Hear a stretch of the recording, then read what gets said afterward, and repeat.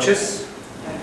El Centro de Estudios Avanzados de las Américas, la Universidad YMCA, el Instituto de Criminalística, Ciencias Jurídicas y Pedagógicas, Asociación Civil, la Asociación de Abogados Litigantes de México les da la más cordial bienvenida a esta nuestra última conferencia de este ciclo de conferencias, en el cual ahora sinceramente me siento muy halagado de que el día de hoy esté nuestro vicepresidente del Instituto de Criminalística, Ciencias Jurídicas y Pedagógicas, nuestro vicepresidente ejecutivo, el doctor licenciado Eduardo Villarreal, para lo cual pues le agradezco su presencia y me voy a permitir leer en esta última conferencia su hoja de vida, su pequeño resumen de hoja de vida, basado. Él es licenciado en Criminología, técnico criminalista y cirujano dentista por la Universidad Autónoma de Nuevo León. ¿Sí? Ha sido instructor de la Academia Municipal de la Dirección de Seguridad Pública Municipal de la ciudad de Guadalupe, Nuevo León, director de la Academia Profesional de Agentes de Policía de la Secretaría de Seguridad Pública y Vialidad del municipio de la ciudad de San Nicolás de los Garza, Nuevo León, en la administración 94 a 97.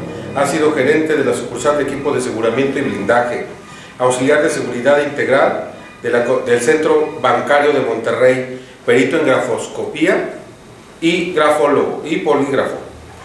En el área odontológica ha sido asistente de odontología forense del Servicio Médico Forense, Unidad de Identificación de Criminalística, Servicios Periciales de la Procuraduría General de Justicia del Estado, destacamento en el Hospital Universitario, Odontología Integral, y pertenece a las siguientes asociaciones: Asociación de Ciencias Forenses del Estado de Nuevo León, Asociación de Directores de Policía y Tránsito del Estado de Nuevo León, Rotary International, Gran Logia del Estado de Nuevo León, exmiembro del Consejo Consultivo Ciudadano de Seguridad Pública del Estado de Nuevo León, exmiembro del Consejo Consultivo Ciudadano de la PGR del Estado de Nuevo León y actualmente encargado de la seguridad de la Secretaría de Educación Pública, aquí en las instalaciones de la Secretaría en esta Ciudad de México. Por favor, recibamos con un fuerte aplauso para esta última conferencia al licenciado Eduardo Villarreal, por favor. Agradezco vuestra asistencia.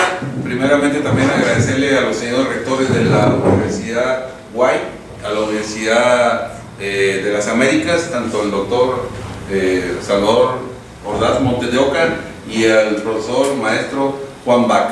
El agradecimiento por haberme invitado, también al licenciado Holguín, y por medio de la Asociación de Litigantes Abogados de la Ciudad de México y también del Instituto de Criminalística, que el cual representamos como vicepresidente ejecutivo. Agradezco vuestra asistencia y bueno, el tema que me toca hoy dar es, como bien lo comentó el licenciado Holguín, yo soy licenciado en Criminología, técnico en Criminalística y cirujano dentista, egresado por la Universidad Autónoma de Nuevo León, las tres áreas. Me ha tocado participar en el Servicio Médico Forense, en el Servicio de Unidad de Identificación del Servicio Médico Forense de la Ciudad de Monterrey, en el Hospital Universitario, haciendo las prácticas de odontología forense. La odontología forense como tal tiene una amplia gama que se estudia. Hoy con el nuevo sistema acusatorio penal, lo vamos a ir viendo conforme vayamos avanzando, toma mayor auge la labor del perito de manera general y en particular del tema que nos compete el día de hoy de la odontología forense. Antes de iniciar, sería importante aclarar cuál es la función principal de un perito. Un perito, sin lugar a duda, pues los que estamos relacionados en este medio, nos damos a entender que es una persona experta con conocimientos y saberes en determinada ciencia o arte y oficio también, inclusive.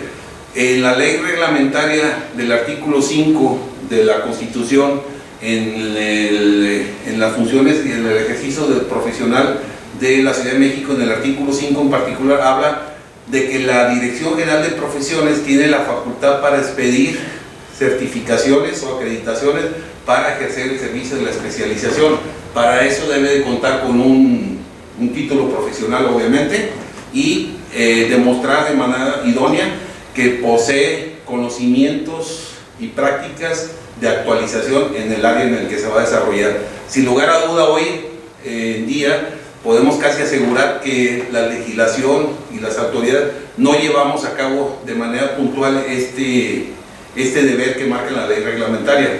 Hoy en día nos podemos topar en el ambiente cotidiano que habemos o hay muchos peritos que se hacen llamar, que les falta alguna especialización, inclusive falta el dominio del arte.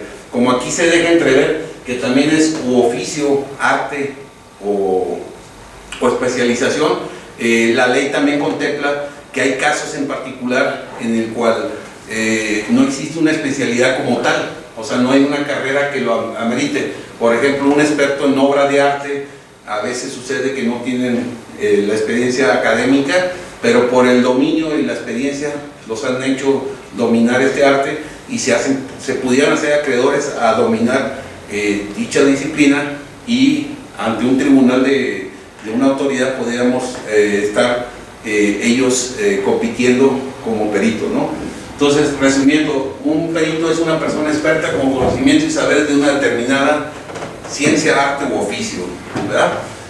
Al hablar de experto, aquí va de la mano con el tema de expertise. Hoy en día en el sistema acusatorio penal, el nuevo sistema acusatorio penal, se habla mucho del expertise que deba tener tanto el mismo defensor o el abogado propiamente, como obviamente los peritos, que sin lugar a duda deben de dominar cierta arte, y para eso es una persona acreditada, una fuente confiable de un tema, técnica o ciencia, habilidad cuya capacidad para juzgado decidir en forma correcta, justa e inteligentemente le confiere cierta autoridad. Esa autoridad, sí me gustaría precisar, puede ser de manera moral en primera instancia, y cuando ya se va ante un tribunal de justicia, pues ya toma cierta figura que pudiera ser una autoridad jurídica y legal. Para eso comentaba yo que el deber ser es que los peritos debieran de contar con una acreditación, como lo marca la ley reglamentaria, pues para poder ejercer de manera plena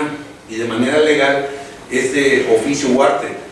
Quien no domine quien no tenga esa acreditación, pues yo consideraría que es un punto en contra o a favor, como se quiera ver, en un proceso judicial. Seguramente ustedes como abogados lo deben de saber, que dependiendo la argumentación jurídica que hagamos en un juicio, en un tribunal de justicia, podríamos determinar y desacreditar la personalidad de un perito si no posee tanto obviamente la preparación académica, la experiencia, y obviamente si no tiene una acreditación. Ahí pudiera ser un arma latente o importante para la defensa, o dependiendo del punto de vista donde se quiera ver, para poder desacreditar. Y eso, sin lugar a duda, un juez de control tendría que tomarlo en cuenta, que al desacreditar la personalidad jurídica y la personalidad académica de esa persona, pues sin lugar a dudas se le debe de tomar en cuenta para desechar esa prueba, ¿no?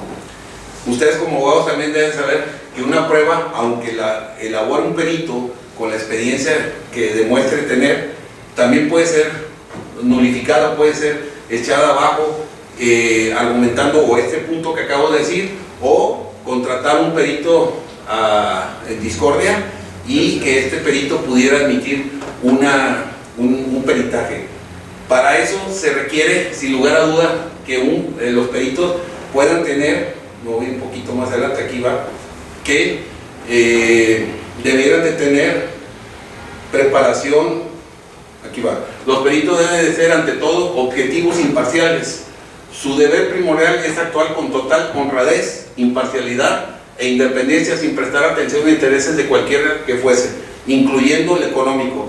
Hoy en día, y ustedes como abogados lo deben de ver con su trabajo diario en los tribunales, que muchos peritos se prestan al mejor postor. Hace poco estuvimos, precisamente el 9 de mayo, el licenciado Olguín y yo, en un programa de radio, en un programa de televisión, perdón, y se comentó esa situación con el expositor que nos invitó, y se dejó entrever ahí que muchas veces los peritos al mejor postor, como vulgarmente lo conocemos, se contratan y emiten un dictamen a su favor. Ahí está extremadamente riesgoso, porque quien emite un peritaje sin un fundamento científico y sin una honradez, imparcialidad e independencia, pues corre un riesgo, sin lugar a duda, el perito, que pueda ser inhabilitado, sancionado o inclusive ser procesado ante los tribunales judiciales penales por la falsificación o falsificación de información, ¿no? Algún otro delito que ustedes como abogados seguramente pudieran analizar y tipificar. Es muy riesgoso el trabajo de un perito, pero es muy importante porque hoy con el nuevo sistema acusatorio penal toma mayor auge el apoyo que tengan los agentes del Ministerio Público para poder robustecer su dicho cuando defienden, como ellos como representantes sociales defienden a la víctima, o en su efecto un abogado defensor pudiera argumentar o pudiera canalizar un dictamen de un perito para poder o ganar o perderla, como se quiera analizar, ¿no? Se cree que un experto pueda tener entrenamiento, educación y profesión. Su trabajo y su experiencia en el conocimiento del tema que excede a nivel de conocimiento de una persona común, puede confiar su opinión de un individuo en forma oficial y legal, lo que comentaba yo ahorita hace poco. En base a la experiencia que tenga esta persona y a como lo demuestre ante un tribunal y ante una audiencia de juicio oral propiamente, cuando ya se están argumentando las partes, pues toma sin lugar a duda la figura de oficial, su dictamen y legal, ¿verdad? Igual en cualquier momento que pudieran tener alguna duda, si lo pueden hacer. Esta charla quisiera hacerla un poco amena, si alguien lo tiene ustedes, estoy presto a cualquier duda y comentario, ¿no? Ahorita estamos hablando principalmente de la labor del perito, más adelante vamos a entrar ya en forma a lo que nos compete el tema de hoy, que es la odontología forense. Un comentario. Sí, claro, estimado. Sí, efectivamente, qué bueno que lo estableces así de esa manera, basado a que muchas veces, por ejemplo, uno de los, el juez, el que está llevando a cabo la audiencia, resulta ser que tiene hasta doctorado. Ajá. El Ministerio Público que está haciendo la acusación de la Fiscalía, resulta de que tiene doctorado, maestría, ¿no? Y resulta de que el abogado defensor, pues también tiene sus grandes, pero resulta que los peritos efectivamente, en este momento, que yo también he visto los de hice algo similar para la semana pasada en la prevención del lavado de dinero, resulta de que los peritos en muchísimas ocasiones no tienen ni la preparación de una licenciatura. Es correcto. Sino a través de ciertos estudios, los cuales los acreditan con tal situación. O dominan cierto arte o cierta disciplina que pudiera ser la ley avalado como tal. Pero para esto, como lo comenté, debiera estar robustecido con una certificación por parte de la Dirección General de Profesiones. Y entonces, una de las deficiencias del sistema penal acusatorio en este momento, estamos hablando que son lo inequitativo de las partes que están jugando el proceso penal. Claro. Entonces, una de esas partes pudiera estar pensando que pudiera ser esta, ¿no? O sea, definitivamente, porque no está debidamente equilibrado el conocimiento, ¿no? Así es. De acuerdo a lo que se está plasmando en esta exposición, ¿no? Totalmente. Y en base a lo que usted comenta, Melissa Olin, pudiera yo ampliar, que es en base a la expertise, la experiencia que puedan tener un abogado, tanto el MP, que es el representante social de la víctima, como el abogado del defensor del inculpado o del procesado, como para poder argumentar este tipo de situaciones y poder echar abajo algún dictamen pericial que emita algún, válgame la redundancia, algún perito que no tenga el dominio ni la experiencia. ¿Qué responsabilidades debe tener cualquier perito? Bueno, pues sin lugar a dudas debe ser razonabilidad, o sea, su dictamen debe estar fundado con hechos científicos que sustenten su informe. Hay que recordar, o debe saber el perito, que ese dictamen no es absoluto y que ese dictamen puede ser rebatido por la otra parte o por el mismo juez de control para poder desecharlo, y que inclusive pudiera quedar exhibido ante una audiencia de juicio oral o ante las mismas autoridades, que su dictamen no tuvo razonabilidad, y que inclusive lo hemos comentado por parte de varias personas que nos dedicamos a esta arte del área forense, que debe de existir, así como la policía, no sé si ustedes sepan, existe una plataforma que se llama el QUIC, es una cédula como si fuese el CURP, en el cual se maneja en la plataforma México. Si un policía de Mérida, Yucatán, causó baja por alguna situación, pues en Chihuahua debiera de saber para que no lo contrataran. Eso es lo que estamos pugnando y estamos viendo la manera de que pueda existir una base de datos donde estemos todos los peritos dados de alta ahí y que nos tengan un historial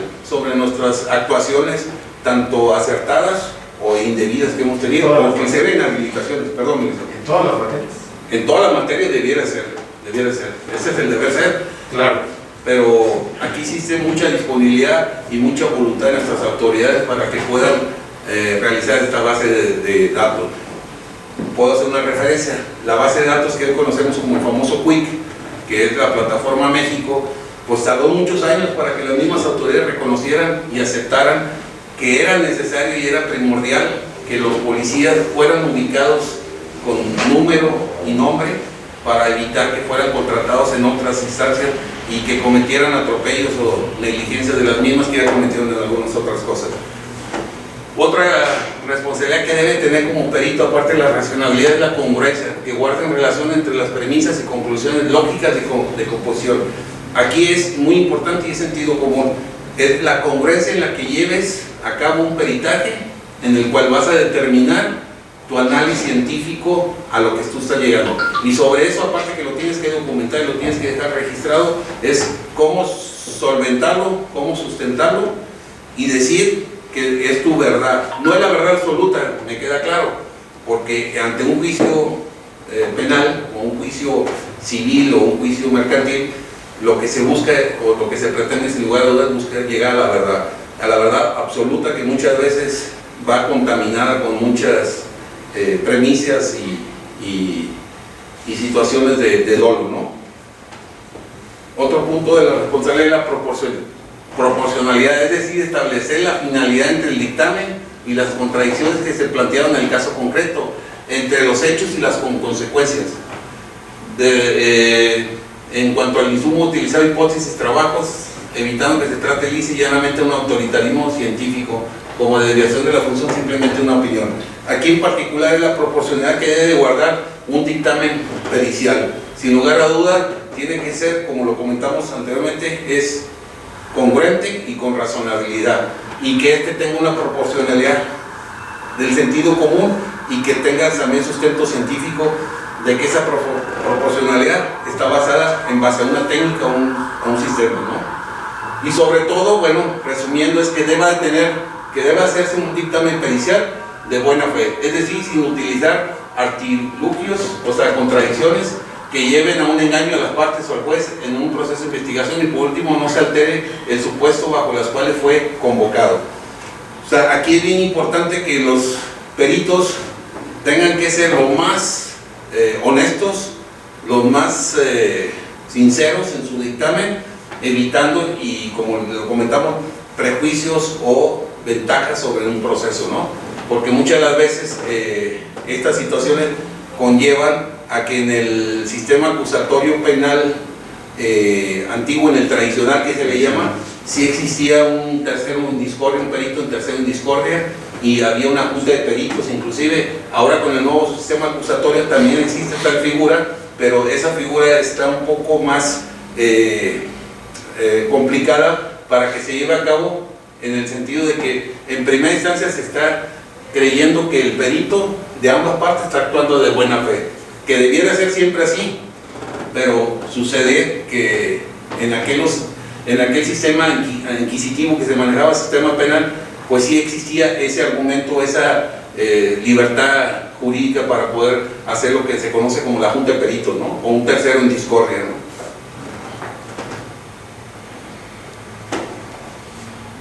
Bueno, aquí como resumen es también que es la entrega del informe con los debidos fundamentos científicos de su expertise. Primero debe demostrar que tiene experiencia, que es experto en el tema y que está en los fundamentos científicos basados en tal técnica. Por ejemplo, en una huella dactilar existe un sistema de Vucetich que él tendría que decir las crestas capilares que se detectaron en esa huella corresponden a tal sujeto o a tal persona, basado a la técnica de Vucetich, que habla en este sentido, ¿no? O sea, debe ser expertise con fundamentos científicos. La responsabilidad, lo veníamos comentando, la responsabilidad de un perito ante un dictamen doloso o en falso, pues sin lugar a dudas conlleva sanciones administrativas, procesales, penales y civiles correspondientes. cualquier perito que emita un peritaje en falso y que se demuestre como tal en una audiencia de juicio penal o ante una autoridad, pues estaría sujeto a este tipo de sanciones. En los peritos que son de gobierno, que dependen de la Dirección de Servicios Periciales, pues inclusive ahí pudiera incluirse dentro de las sanciones administrativas la inhabilitación de su servicio por falsear información. Un comentario nada más.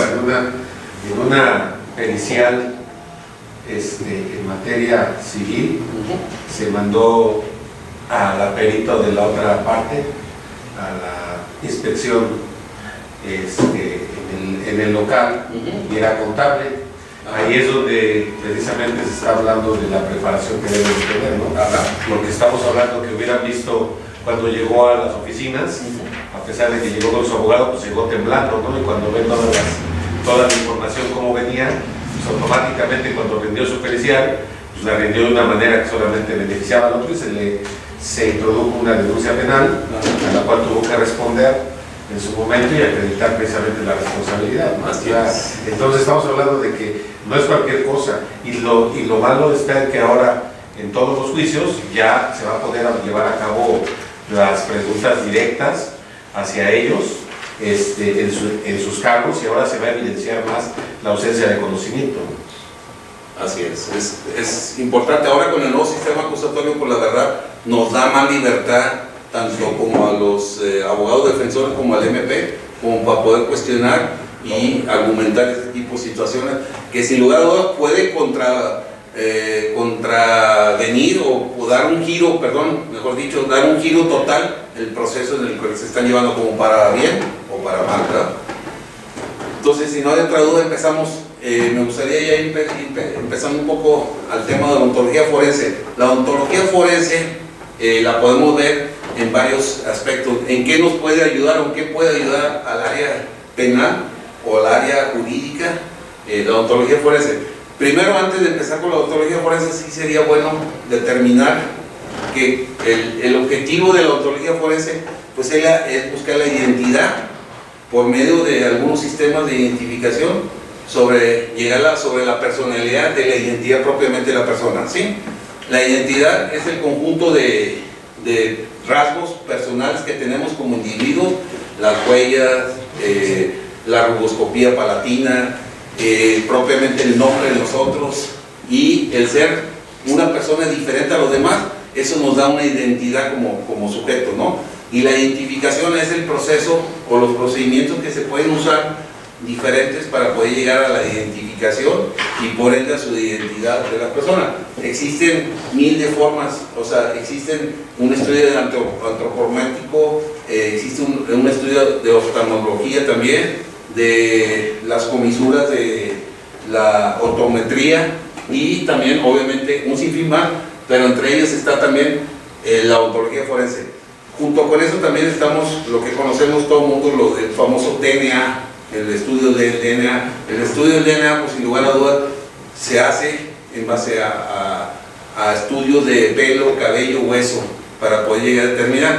Esto de la ontología forense, sin lugar a dudas, es un apoyo, un auxiliar para la justicia y para la medicina forense, para proporcionar su auxilio en los asuntos legales. La ontología forense como tal va más enfocada a la cuestión de personas fallecidas, ¿verdad? Pero no necesariamente la ontología puede intervenir solamente en personas fallecidas. Existe otra disciplina, otra arte que se llama la ontología legal, que esa viene siendo para poder, inclusive dentro de la justicia, puede apoyarse para determinar varias cosas. Por ejemplo, determinar la edad probable del sujeto. ¿Eso cómo lo basamos con la ontología? Bueno, pues con el estudio de la erupción de la muela de juicio o la tercera molar, que nosotros sabemos como odontólogos que surge entre los 17 años y medio a los 18 años. Si ya empezamos a ver que está el germen dental erupcionado o ya está próximo a erupcionar, aunado a otros estudios que se hacen también del folículo piloso, el tono de la voz y los órganos sexuales secundarios, y el estudio de la molar, podemos determinar una edad probable. Todo esto es edad probable. Otro asunto que puede intervenir la odontología legal es en personas que inclusive por aquí traíamos algunas gráficas en asuntos, aquí mero, en heridas provocadas por los dientes, ¿no? Por dentadura. Normalmente esto se ve en delitos relacionados con violaciones, ¿no? Con asuntos sexuales. La persona, la víctima sufre este tipo de heridas porque el activo provoca o le da cierta sensación de adrenalina o de marcaje o de dejar su huella, y vemos en muchos de los casos que en delitos del orden de violación sexual, de delitos sexuales, perdón, y en particular la violación, vemos este tipo de escenas. Ahí la odontología legal interviene, obviamente, para poder determinar los bordes incisales, el tamaño de la dentadura y poder llegar a identificar si se tiene alguna persona en proceso, pues hacerle un estudio dental para poder determinar si esa mordedura o esa dentadura corresponde a cierta persona. Hay situaciones o hay casos en que tenemos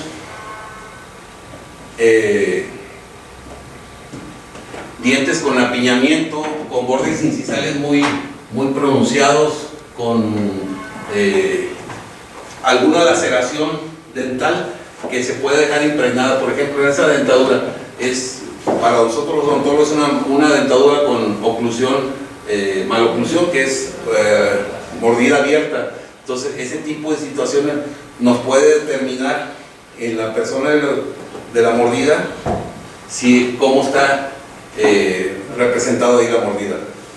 Ahí una labor que tiene el odontólogo sin lugar a dudas es determinar si ese tipo de dentadura corresponde a un ser humano, o en muchas de las ocasiones nos topamos también con animales domésticos que pues, normalmente tenemos en casa, perros, gatos o inclusive roedores, ¿no?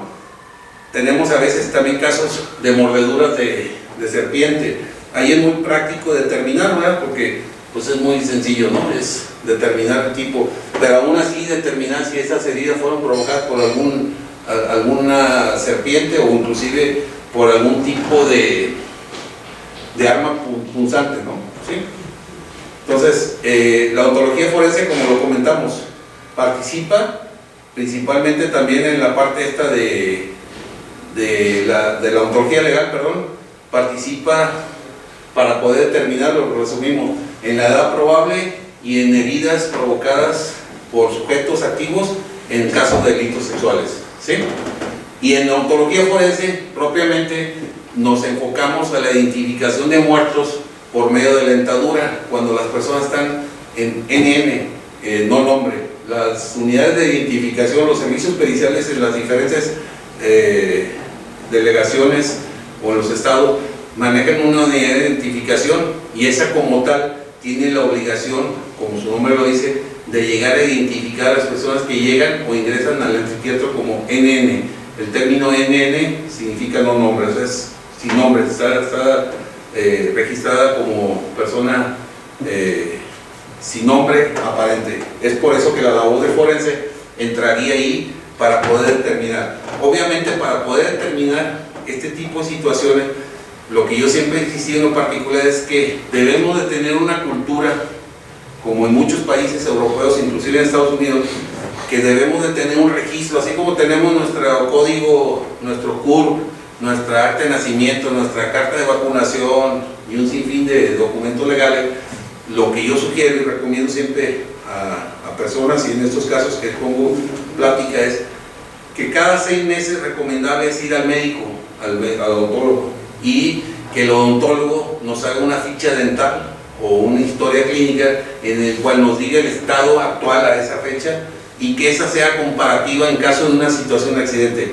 La gente que vivimos aquí en la Ciudad de México, pues tenemos un alto riesgo de perecer incidentes como el que se vivió en 1985 en el sismo. Inclusive la gente que acostumbramos volar de manera frecuente en vuelos, en terremotos, simplemente eso es lo más común, porque no me quisiera ir a alarmar un poco más, pero es una realidad tangible en los cementerios clandestinos, ¿no? ¿Cuánta gente no tenemos, inclusive seguramente de alguna forma, o es un familiar o es un conocido que está desaparecido hoy en día? y que por esta misma inseguridad que estamos viendo aquí en el país, nos ha tocado ver o escuchar por los medios de comunicación de los famosos cementerios clandestinos, donde ya son encontrados y en su mayoría por las situaciones climatológicas y por situaciones fisiológicas, pues ya están en estado cadavérico, ¿no? Ya no hay una forma de identificarlos. Obviamente se puede aplicar el DNA, sin lugar a dudas, es un medio preponderante para poder ir a identificar, pero si tuviéramos una ficha dental de un familiar o de esas personas que se han encontrado, pues sería más práctico y más sencillo llegar a poderlos identificar a nuestros deudos, en ese sentido de que tengamos una ficha dental. Eso lo hemos venido solicitando, comentando, inclusive me traje para efectos de esta plática mi tesis. Cuando yo me gradué de licenciado en criminología, me dio la oportunidad que mi tesis tuviera como caso práctico la ontología forense, el tema que estamos hablando hoy, y en el prólogo aquí pongo yo que es necesario que más que tengamos esa cultura, que ya las mismas autoridades, nuestros diputados federales, locales, legislen sobre una directriz sobre que tengamos una ficha dental como un documento propiamente legal, que ya no lo hagan saber, pero lo hagan, perdón, como un CUR. es correctamente un CUR, el acta de nacimiento, pero yo me voy más allá. Si las mismas autoridades no lo han visto de esta manera, con esa magnitud que lo vemos nosotros los forenses, pues yo creo que nosotros como ciudadanos, como personas responsables, lo acaba de decir usted atinadamente, pues sí tengamos un registro y que la familia misma lo tenga a la mano. Nadie estamos seguros transitando en estas ciudades, nadie estamos exentos a una situación lamentable como un secuestro, una desaparición, un levantón, como se conoce. Y qué mejor es que nuestra familia, al menos cuando se lleguen a identificar restos humanos, pues nos den la santa sepultura que somos sus familiares, ¿no? O sea, que se den esa confianza más que jurídica y más que moral, también religiosa, sobre que esos restos humanos pues pertenecieron a la persona desaparecida, ¿no? Entonces, me gustaría dejar aquí asentado que tengamos esa cultura, ¿no? Y esa responsabilidad, como bien lo dijo usted, tengamos esa responsabilidad de que tengamos actualizada esa ficha dental, ¿no? Entonces, esas son las partes de manera general que les comentaba de la ontología legal y de la ontología forense, ¿verdad? En la ontología forense nos puede ayudar o nos ayuda para poder determinar la edad, gracias al estudio de los patrones de erupción de los dientes y el desgaste. La edad, nosotros sabemos como oncólogos, y ustedes de manera general hemos escuchado, que existen dos tipos de denticiones y me gustaría recordarlas para efectos de aprendizaje. Tenemos lo que se conocen como dientes de leche, o nosotros los dentistas conocemos como la primera dentinción, que forman 20 dientes, y ya los dientes permanentes, que son 32 dientes. Entonces, cuando detectamos un cuerpo cadavérico en estado de adolescente, pues sí, o de niño, podríamos determinar edad probable en base a la erupción del germen dental y el desgaste inclusive que pueden tener los dientes. Inclusive se puede determinar también el sexo por medio de la constitución y morfología dental, la población e influencia del grupo a través de los rasgos morfológicos simétricos. Aquí me gustaría ampliar un poco. Cuando hablo de poblaciones, no sé si tengan algún amigo, un conocido por la zona de Durango. Hoy ya se creó más cultura que a los últimos, ¿cómo se llama? Personas que, de las últimas generaciones, perdón, ya hay más cultura sobre el uso y consumo, el raciocinio sobre el agua que nos proporciona el gobierno de la toma de las aguas. En años atrás, no sé si recuerdan la gente, si tuvieron algún amigo, en particular la gente de Durango, tenían una fluorosis, tenían manchados los dientes porque tenían un exceso de fluoruro, perdón, en el agua. ¿Y en Chihuahua igual? Chihuahua, toda esa zona. Bastante población con problemas dentales. Fluorosis, se conoce ese padecimiento. Entonces, en un momento que nosotros estamos determinando la identificación de un sujeto que llega a NN, un anfiteatro, y detectamos fluorosis, pues ya nos podemos dar a la idea que posiblemente esa persona es de esa región o de Durango, de Chihuahua, al presentar ese tipo. ¿Perdón? También en Villahermosa, Tabasco. No lo escuché, perdón. También en Villahermosa, Tabasco. Hay ciertas zonas donde la fluorosis del agua que nos proporciona el gobierno viene con un exceso de fluoruro y eso provoca que de manera irresponsable y de manera pues desconocimiento, hasta quiero suponer, de los padres de familia, les proporcionamos agua a nuestros hijos de manera directa, que no está purificada, no está filtrada y nos provoca que los dientes nos los manchen y ese padecimiento se conoce como fluorosis, ¿no? Entonces, cuando hablo de esta parte de la población, pues es bien fácil detectar. Encontramos un cadáver, ya están en fe cadavérica, llamémoslo así literalmente, pero vimos que los dientes tienen ese tipo de mancha, pues podemos detectar al menos que esa persona podría ser